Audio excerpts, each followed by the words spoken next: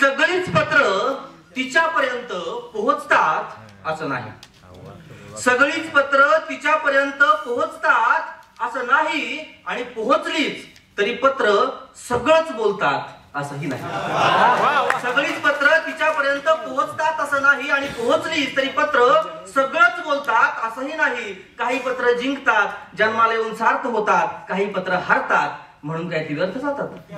काही पत्र जिंकतात, जन्माला येऊन सार्थ होतात, काही पत्र हरतात म्हणून काय ती व्यर्थ जातात.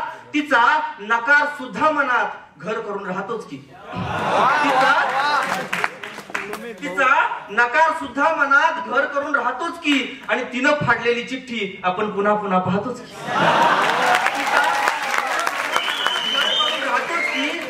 आणि तिनं फाडलेली चिठ्ठी आपण पुन्हा पुन्हा पाहतोच की.